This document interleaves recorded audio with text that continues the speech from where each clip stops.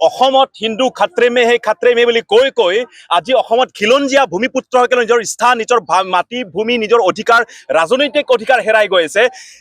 সেইটোত এটা কথা ক'ব বিচাৰিছো এতিয়া অসমীয়া গোবেক ধ্বনি আমি শুনিছো কাৰ্বি চাইনিজ গোবেক ধ্বনি আমি শুনিছো ঠিক তেনেতে আমি অসমত বসবাস কৰা প্ৰতিজন খিলঞ্জীয়া প্ৰতিজন জনজাতিৰ লোকসকলৰ নিজৰ অস্তিত্ব হেৰাই গৈ আছে এতিয়া আমি ইয়াত জাগিৰত উপস্থিত আছো জাগিৰত আমি গোটেই অসমৰ জনজাতীয়সকল মিলি পেলাই আমি একগোট হৈ পেলাই আমি ৰাজপথ আমি উত্তাল কৰিব আহিছো কাৰণ কিয় আহিছো ইয়াত টাউনশ্বিপ বনাব ক'ত য'ত জনজাতীয় লোকসকলে বসবাস কৰে এই জনজাতীয় লোকসকলৰ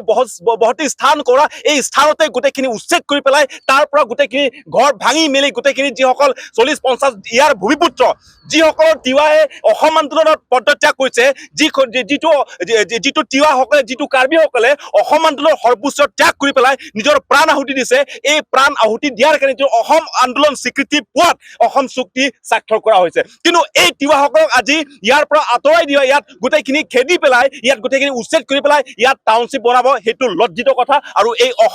অসম চৰকাৰ কোনো পাৰ্টিৰ চৰকাৰ নহয় কিয় অসম চৰকাৰে কোনে চৰকাৰ নহওক কিয় এইখিনি ক্ষেত্ৰত তেওঁলোকে অকণমান চিন্তা কৰিব লাগে আৰু দ্বিতীয়তে অসমত থকা মই সংগঠনক নাকওঁ কিন্তু অসমৰ অসমীয়া হিচাপে যিসকল আছে প্ৰতিজন অসমীয়া প্ৰতিজন খিলঞ্জীয়া ইয়াৰ ওপৰত এটা গুৰুত্ব দিয়াৰ প্ৰয়োজন এতিয়া যদি আমি চাওঁ ইয়াত এই চৰকাৰে কিবা এটা কৰিব গ'লে আমি সেইটো কৰা নাই উন্নয়ন বা উন্নতি আমাক লাগে ডেভেলপমেণ্ট আমাক লাগে ডেভেলপমেণ্ট ডেট ইজ এটা কণ্টিনিউছ এটা প্ৰচেছ কিন্তু অসম চৰকাৰে কিবা এটা কৰিব গ'লে কিবা এটা ডেভেলপমেণ্টেল ষ্টিল কৰিব লাগে ধৰি লওক ইয়াৰ পৰা আৰম্ভ কৰি পেলাই ইয়াত টাউনশ্বিপ বনাব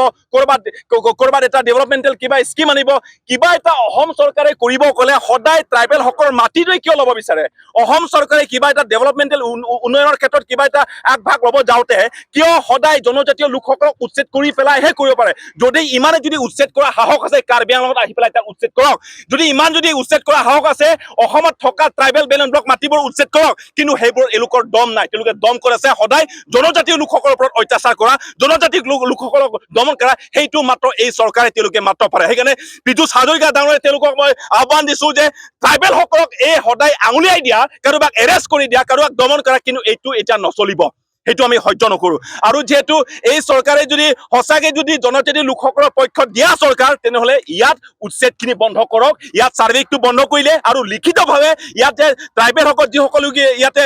আছে যিটো জাগিৰোডৰ যিটো হিন্দীখনত যিটো টাউনশ্বিপৰ পৰিকল্পনা যিটো চলি আছে সেইটো অতি শীঘ্ৰে লিখিতভাৱে তেওঁলোকে যে ইয়াত টাউনশ্বিপ নহ'ব সেইটো তেওঁলোকে স্পষ্টীকৰণ কৰক তাৰ পাছত আমি আন্দোলনখিনি আমি স্থগিত ৰাখিম